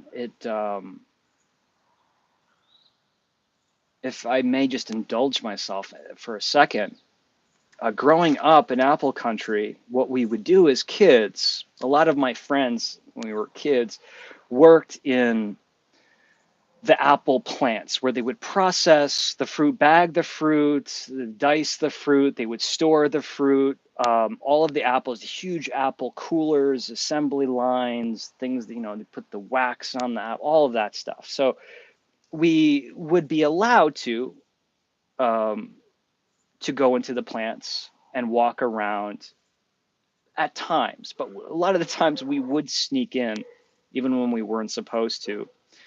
Um, and one of the most exhilarating experience of doing that was actually sneaking into such a such a troublemaker as a kid, but we would sneak we wouldn't cause any damage. We would sneak into the apple coolers. We're talking like huge doors, garage, like a warehouse size cooler stacked and stacked with apple crates, incredibly dark, incredibly cold. And it was great when you walk in the cooler, all of the apples were organized by the varietals, the varieties of the different apples. um, but really, what when I'm smelling this, the lingering memory that I have is just um, having like your face so close to so many apples. I mean, think about that. I was in this cooler with huge crates, like pallet-sized crates, hundreds of them. How often are you in a space where there's that many apples in one spot, and be able to have like bend down and put your face next to all of these apples so close? I mean, you can put in one apple to your nose and have an experience. But what happens when you put thousands? You see the aroma in your mind in a completely different way, because the things that are so minute or so small or vague become so amplified. Uh, and To me, that is the experience here. It's like we're smelling all of the nuances that you get from an apple. But even those smallest nuances are magnified to such a degree. I hope that makes sense. Definitely a fresh apple, freshly picked apple aroma versus like an apple cider, certainly an apple juice, or any other apple in any form. I understand why I saved that, and that doesn't have any baking spice. So unlike, let's say her poison apple candle, which is a beautiful expression of like that apple cider, that apple juice, that oxidized apple aroma with the cinnamon and the cinnamon stick and additional sweetness and savory notes that make that unique. That is purely about the apple. Virgil is in the house. Thought you were going to miss us today, Virgil. Thank you so much, buddy, for your super chat. And as long as I got you here, Virgil, you sent me a message via eBay on something that you bid on, and I didn't even know it was you. So I responded. I responded as if I didn't know you, and I hope it wasn't confusing. But Virgil uh, has taken home a couple pieces from my collection. He's received a couple, I think, already, but he's taken a couple pieces from the Candle Enthusiast collection. Thank you so much, Virgil, for your super chat today. All right, so I have lots others, but there's no way I have the stamina to go through all of these and share information. Uh, you know, good information without starting to ramble, which I already am. Look at that one. I'm sorry. I wasn't supposed to show you anymore, but Wolf Moon. Yeah, what is Wolf Moon? Wolf Moon is like the first, no. The first January of the month. It's the first full moon in January, Wolf Moon. Ooh, musky baby. What is it about muskiness? Like super powdery, super rosy aromas and werewolves. I can think of like 5 different companies that at least have the same approach to uh, a wolf candle. I love it. I like it. But where did that all begin? That is an aggressively powdery candle. But I think the success of that and the reason why I think it's still around is because it's not novelty. In fact, I think Liz sold this as like a body mist spray because, yeah, I think it does have that level of sophistication where it's not musky, it's not rosy as a novelty. It's not just trying to like how musky can we get. This is balanced with other things going on. I wish I knew what they were, but Wolf Moon. Look at that label. So there's Wolf Moon. What else? Just want to at least show them all. Now, arguably one of the ones I've burned the most of is her staple candle. I think it's her staple candle. It's called Salem or October Forever. This is it, man. This is where it's at. The ultimate. Look, I know there's a lot of great companies out there. Which City Wicks is my favorite small production candle company. So maybe I'm biased a little bit. I know there's a lot of folks out there making Salem themed candles, but I am giving my stamp of approval. I'm saying if you want one Salem candle from someone who spent a lot of time in Salem, you want something that really encapsulates the experience, but in a whimsical way. This is the candle to have. Salem by Witch City Wicks. It's part of her House of Wax collection. I think it's available year round. It is a super friendly candle. It's some of these the resins or the aggressiveness of that one that we just had, like the Christmas morning, the pine tree. Yeah, there's a lot of these that people can have strong opinions about, but I think for the most part, most people are going to smell this and be like, wow, that is just simply lovely. And this candle, maybe more than any of these, has the effect of a cohesive thing. It smells like a thing, a place. It doesn't feel like a bunch of ingredients, which it is.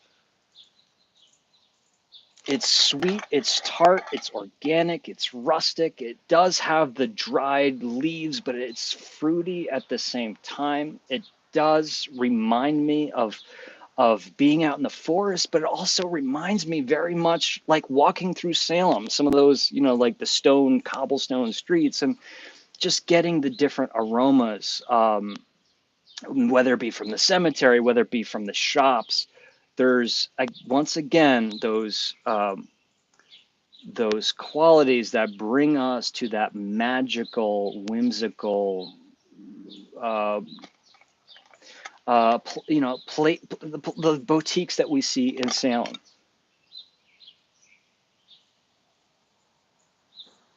The apple in here is almost disguised by everything else, but you sense it and you're like, wow, that smells so juicy and so sweet, but you don't necessarily, when you smell this, you don't be like, ooh, I can see that. It's a clear cut apple. It's blended so marvelously in this candle. I love it. I love this candle. Um,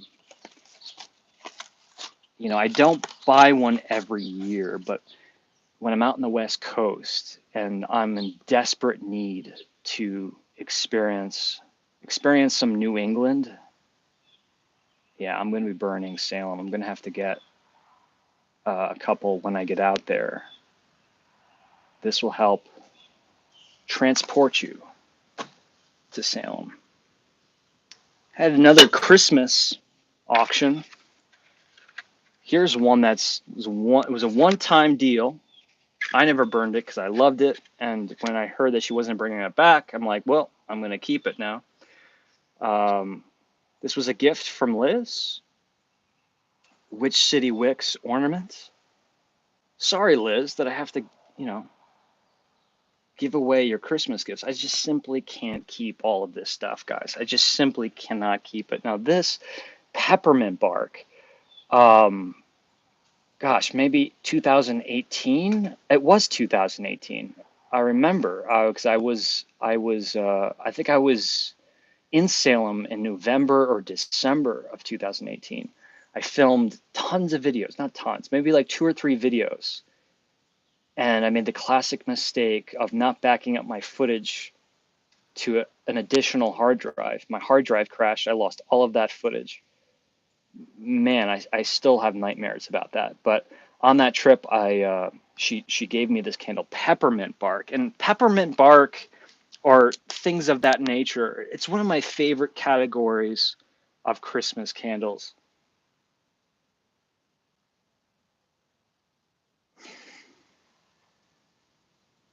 Nothing extremely unique happening here that we haven't smelled before. But I think what it is doing it what it is. It's doing what it does very well. A very sweet peppermint candy. We have a sale on eBay. I'll check that out in a second. Looks like Virgil just purchased the All Hallows Eve candle, the original.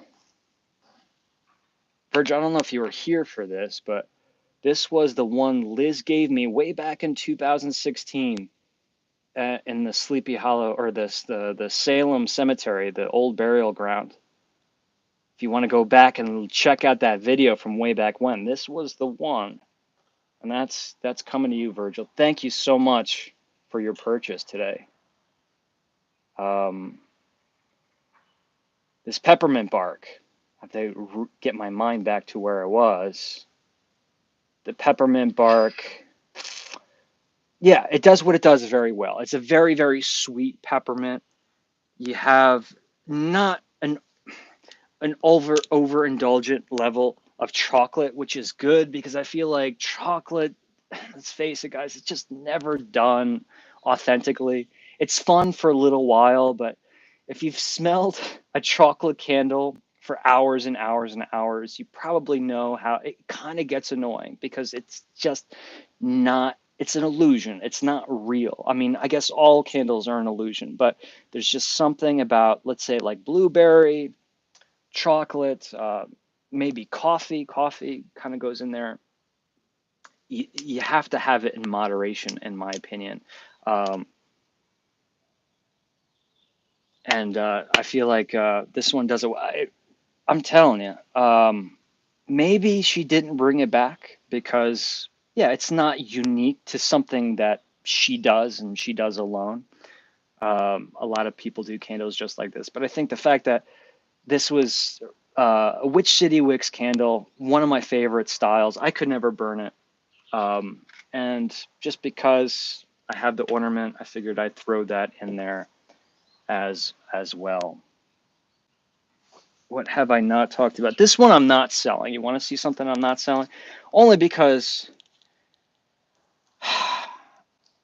nobody on earth is going to want this. I mean, maybe if someone would take it if I handed it to them for free. I found one of the earliest City Wicks candles ever made, and that was confirmed by Liz. This was like one of the first candles she ever made. I did find it from an eBay seller, and I got it for really cheap. I was so excited. I was gonna bring it to Salem and show Liz. But when I received it in the mail, it was shattered, which is so weird because candles this small and like in these kinds of tumblers, they don't break easily. But this thing was shattered, and I was just so like angry when I opened it up. I didn't even think what I was doing. I just wrapped it in shipping tape so it would stay in one piece. And then I realized, wow, I at least could have taped this better. So, because I'm never going to burn it, I was never going to burn it, but I at least could have taped it better so you could actually still put it on the shelf and appreciate it, smell it. And I just ruined it. I'm never going to get that tape off that paper label. But this was called Red Hot Cinnamon, and I did share it with Liz. And she can't remember the date, but she's like, yeah, that's a really old candle. Super, that's exactly what it is. Super spicy cinnamon. I feel like, yeah, it's like most candle companies at some point or another have to do a cinnamon candle, and I suppose if you're going to do it, you might as well go all in. And she did. She went the full hot tamale here. This is a candy sweet, but still aggressively spicy. But that's not why I bought it. I bought it because of, yeah, posterity, as I said before, but I can't sell that one, so I didn't list it. But I did sell this Sea Witch. Really fun idea because I believe Liz and I discussed something similar, Sea Witch. And then she actually went and she made it, which is awesome. What am I forgetting? There's a bunch. What's this one? This one doesn't have a label. I was supposed to be wrapping up this video. What happened?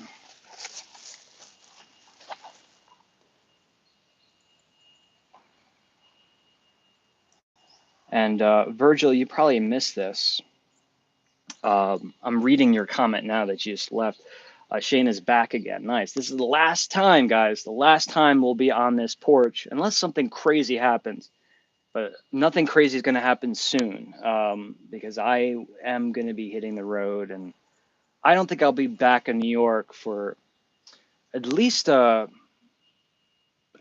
could be a long while, but it's going to be a long stretch before I think I'm back in New York, and I'm out of this house, saying goodbye to this house for good, I think.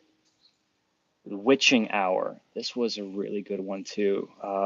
This was relatively, if you consider the age of all the other candles, relatively new. Woo! I just wish, I think that's why I just never made videos on these candles. I'm not familiar with the, a lot of these perfumey fragrances, these ingredients that are perhaps common in perfumes, but also those resins. This is much more, this is a powdery, musky baby, another one, but it does kind of go in a floral direction, which is interesting because I don't think Liz is a big floral person at all. But it's got an aggressively sharp cider note too. Cider note? Citrus note. It's hard talking with these headphones on because they're noise cancellation headphones. I can't hear my voice very well when I speak. Very cool. Very cool. I never burned this one. This was it. I don't know how long she made that candle. dragon's blood. Dragon's blood, again, compounds usually used, kind of proprietary blend of resins that's, from my experience, differs from place to place.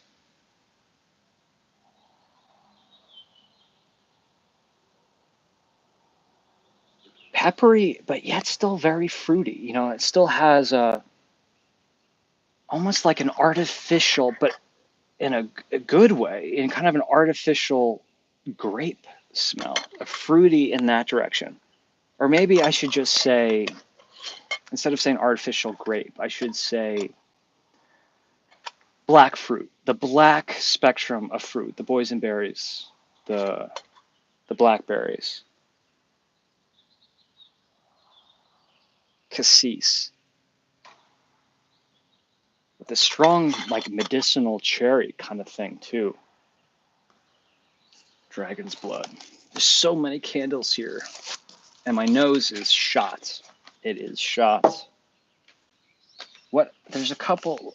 Nightfall. All right, this will be the last one. See if I can give you anything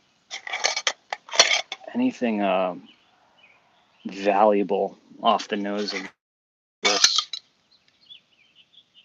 Ooh, that's like a pineapple coconutty pina colada direction. This is much more summertime,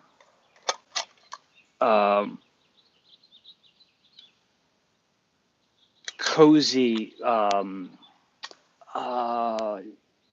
even child friendly. Yeah, this seems very fruity, syrupy, and sweet. Creamy coconut. But it's not a pina colada, right? Almost has the muskiness is almost like a lotiony aroma, like lotion out of a bottle. I'm not doing these justice. So that's it, folks. I think I've showed you enough. But again, if you want to help out, even if you really don't want a candle, if you're just looking for a way to help out, take one of these candles home. I've started them all, I think, at like $15 on eBay. I'll keep sharing the link. The link is in the description below. Place a bid, even if you don't take the candle home. The bid, your support is huge. These have to go somewhere, and I just hope they find a good home. And if you have a collection, or you just want to burn them, or I don't know, buy one of the candles and take a picture, I'd be happy to share it on social media.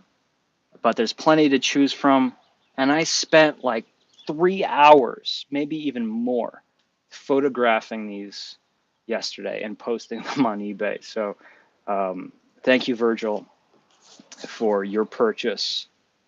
And I apologize if I'm missing anyone else's. Sometimes the notifications on eBay get kind of spotty. Someone just bought the Sleepy Hollow as soon as I said that.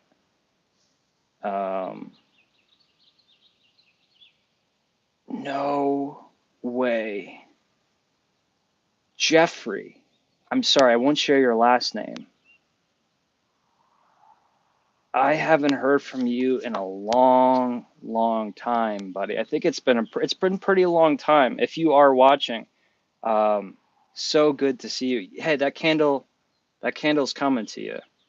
I hope you enjoy it. Honestly, I can't think of a better person who should have that candle, because you've been with me for an incredibly long time, although I haven't heard from you in a long time. So send me a message if you are watching.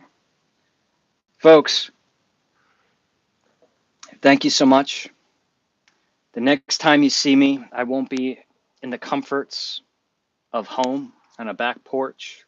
I'm not trying to be dramatic here, but I will be pretty stressed out. I'm kind of nervous, kind of stressed out. I've always wanted to do the cross country trip, but now that it's like right before me, I'm pretty nervous. I never thought I would be. I am nervous to drive across country.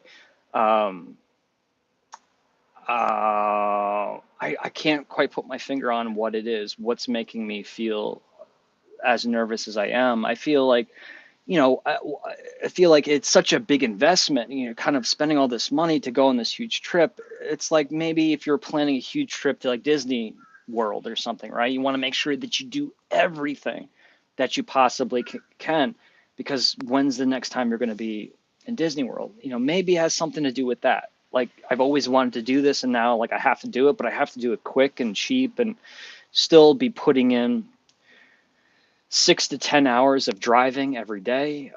That alone is crazy. Now, I'm a good driver. I love to drive. I have driven long distance many, many times. Um, but something happens to me right about at the 5, 6 hour mark. It's an aggressive feeling that's the same every time, where it's like, that's it. I want to stop. I don't want to drive anymore. Like, I start counting the miles to my destination. I used to drive from Los Angeles to San Francisco or up in Napa Valley. I used to do that trip all the time, and I would love most of the trip, but the last hour or two was absolutely horrible. And every year when I go to up to like Jefferson, New Hampshire, I love that trip too. I love driving down, you know, through Massachusetts. I love, all my stops that I make along the way when I go through Massachusetts up through New Hampshire.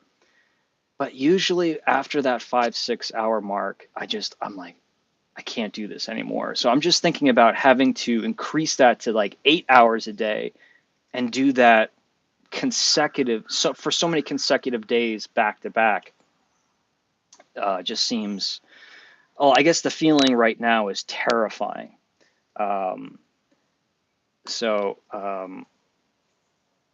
yeah, if you guys have any words of wisdom, any tips that you want to share about certain, across country trips that maybe you've done or whatever it is, please, please share them with me. Maybe in the comments below. Um, Adam's in the house. I want to give a huge shout out to Adam, who's one of two Patreon, what we call the Candle Enthusiast producers. Um, he's been a huge, huge support, both financially, but also just as a friend throughout the past several years. And there's I hope it's okay for me to say it, but it was a very, very generous donation from Adam the other day, as well as other folks too. I just want to take a moment to thank Adam specifically for his help, because it's really going to make, what it's going to do? It's going to make the trip a little bit more comfortable for me. So because of course, I want to produce some videos. I can't imagine going all the way across country and not being able to film anything. But this is, his contribution and the contribution of many others. You know who you are. Is really going to make it a little bit more easier for me, a little bit more comfortable for me to be able to take the time to do so. So huge shout out to Adam and everybody else. You know who you are. And because he's here, I just, like I said, Virgil is same, it's absolutely same thing. It's really been there as a huge financial support and pledging and donations, but also as just as a friend throughout the years. And the encouragement, the support, it really does, help and keep me going. And Jeffrey, if you're listening, you are in that you're in that category too. I'm actually very happy to see your name, because it's been such a long time, Jeffrey. All right, folks. I could just sit here and mumble forever, but I feel like you know, without getting too emotional, I just want to say goodbye to. This is it. This is where I mean, I started the Candle Enthusiast here. Um, Maybe not on this porch, but within these walls. And, you know, I've lived all over the place in many cities and different tucked away corners of the world. Not many, but a lot. But this has always been my home. This place. I've always identified this place as being my home, and I am not. I'm almost certain that I'm not going to be documenting the whole experience of me leaving my home and my hometown, and I just, I think it would be interesting content for me to film, but I just think it's going to be overall just too emotional for me to leave and say goodbye to so many things that it's probably better that I just keep the camera down. But with that said, I at least do want to point out how difficult this upcoming journey is going to be, and that being that I'm saying goodbye to so many things, and not just toodaloo, goodbye for now. Um, when I'm out of this town or when I'm out of this area specifically, I don't know. I really don't have. Um, uh, I don't really have family in this area. My family is not from this area. My extended family. Um, So, and you know how it is, old friends from your hometown. Well, they've moved on too. They're gone and they're scattered, at least most of them. And you know, this is certainly a big chapter for me, biggest chapter in a long time.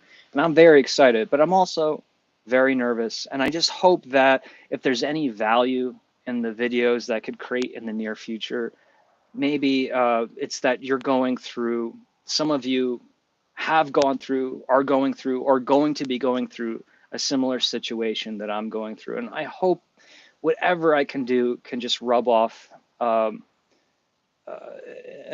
in a good way, that it's relatable or that it offers you some form of um, insight or retrospective and hopefully a little bit of entertainment. So thank you so much for joining me all of these years on this porch, even though we haven't been out here in a long time. Happy Sunday, Shane. Want some Halloween candles this week. Have a great week, everyone. Everyone. Boner Jams, thank you so much for the $5 super chat as well. I'm kind of curious too. I think I know what you won. I won't say. I think I have an idea of what you won, and they're going to be shipped tomorrow morning. Happy to hear that. Thank you so much. Natural to be nervous. Unknowns cause the nerves. Almost like stage fright, make enough stops to rest eyes from the road. You can also stay hydrated. Yes, I got to do all of those things. Um, I guess what I'm worried about is like wanting to stop and experience things, and then say like taking 2 hours at and like a town or a specific location and getting so excited. And what happens when I get excited and I start filming, or if I'm just really into something, I exhaust myself really quick. So I think that's what I'm worried about with the driving. I don't want to exhaust myself until I've put in my hours of driving every day, if that makes sense. And I think that's going to make it challenging for me, because if I'm like 2 hours of driving into the day and I'm like, wow, here's the cemetery from Night of the Living Dead in Pittsburgh, Pennsylvania, right? And I'm like, I've always wanted to be here. I've never been here. I can imagine myself losing like 3 hours like that, filming a little video, but then getting in my car and be like, I need to take a nap. Um, so I think that's my biggest worry. So I guess hydrated, being careful with the caffeine to kind of moderate, crashing and all of that. Be easy on my nerves. I like all of that, all of those uh, tidbits of advice. Thank you so much for that. K Perez Creation, Shane. Uh, We are with you every step of the way. Your Candle Enthusiast family. That touches my heart. It really does. Thank you so much for saying that. Um, Stop in the Black Hills. I'll have to do a little research on that. I knew nothing about. I've done so little research that it disgusts me about cross country trips. I just never thought I'd actually be doing it. And here I am, and I am so unprepared in every way. Talking out loud will help you stay alert. Yeah, I think staying out of my head will keep me alert. I think what gets to me about long drives is that I have when every minute, every second of my waking life, if I'm not talking, I am uh, in my head talking. There is dialogue. I don't hear voices, but I talk. I talk in my head, and it saps my energy like you wouldn't believe. Like if you leave me alone to work on a project, like say I'm in the garage and I'm just sanding a bunch of wood or something, or just a task where I can go on autopilot, driving, going on autopilot, my mind will exhaust itself with the inner dialogue. So I think filming or listening to, I've never done books on tapes. I can't do it. I can't pay attention because when I read, I like to really savor the words, and I can't like listen and drive and concentrate and do that all at the same time. But I'm going to have to try with this trip. I read so much these days, and I'm going to go like having little withdrawals of reading if I don't get some books and tape in. But as long as I can stay out of my head for a chunk of the day, I think I'll be able to maintain my energy. I was thinking about doing, for you rock fans out there, doing a complete retrospective listen of every Rush album in in continuity, in order of release. And I'm like, yeah, that'd be a great idea. I've listened to most Rush albums, but I've never done anything like that before. But then I was listening to Rush just the other day, um, while I was going back and forth to the storage unit, and I was just like, there's no way I can listen to Rush for like 2 days straight. Um, I don't know. Maybe it's because I'm getting older, but I can't exist on that level of energy, um, with the drums. And I don't know. I'm getting lame as I'm increasing in age. Music and sing along the whole way. Tom Petty and the Heartbreakers. Tom Petty will be joining me. He will be my highway companion for sure during this trip. He always is. I was just going to suggest audiobooks. I find them pretty useful for drives. I'm going to have to give it another shot. These audiobook things. I've never, I can do audiobooks if it is like a autobiography read by the author. Because then it just feels like a long stand-up bit, or just a long conversation, a long interview. Done a lot. I think I read Tina Fey's book years ago. I didn't read it. I did the audiobook of Tina Fey's book. Lewis Black. I like listening to like comedians reading their autobiographies. But as far as fiction on tape, I'm gonna have to try it out. And then you bring up a good point too. Podcast. Uh, that too. I think that will be a helpful tool to find. I think I have several podcasts that I'd be interested in exploring. I never have time for podcasts, and this will be the perfect opportunity. All right, folks. That's going to do it. One more time, please check out the description section of this video for not only the link to my eBay seller page, but also other ways to help support the channel. One-time donations, PayPal is a great way to do that. GoFundMe is certainly another. And I know I'm always pushing the merchandise, and I'm never really mentioning when there's been a lot of merchandise sales. And I have been noticing more t-shirts and hoodies. It's weird how hoodies will actually get more popular as the year gets warmer. I can't explain that. Um, yeah, I can see all of the sales that you guys are putting in, and I get a piece of the pie for that. So all of those links in the description below. Either way, hey, I'm not in a financial situation to help support another channel, so I know how it is. Um, but please know that your presence, your communication, your viewership, your friendship, um, whether it's been for a few days or the entire journey that I've had here on YouTube. It's always welcomed, it's always appreciated, and I have so much gratitude for all of the kindness and everything that you guys have shared with me throughout the years. And things are changing. I don't know what the Candle Enthusiast is. I don't know if there's going to be a lot of candle videos in the future. I can't, I have to be honest.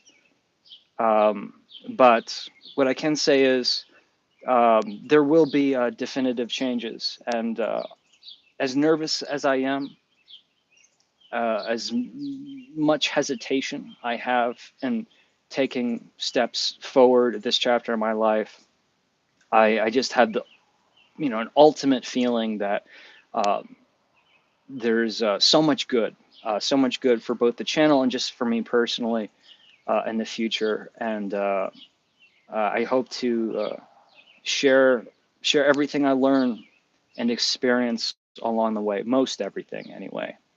And just want to thank you for being here. Maybe I'll leave it with that. Thank you for being here, because you folks have always felt like whenever I hit that button and I start rolling, you've just given me that feeling like, hey, you guys are always here.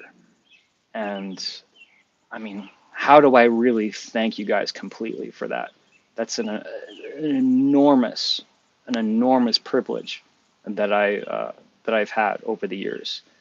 An incredible gift. So yes, if you're not in a place to help out financially right now with the channel, as much time as I spend on saying, hey, I'm selling this, so you contribute here, contribute, know that just by watching and just being here means the world to me. And I mean that uh, from way down deep. So I'll see you guys soon from a different location, or maybe, or on the road to be more specific. And new days ahead. Much love to all of you guys.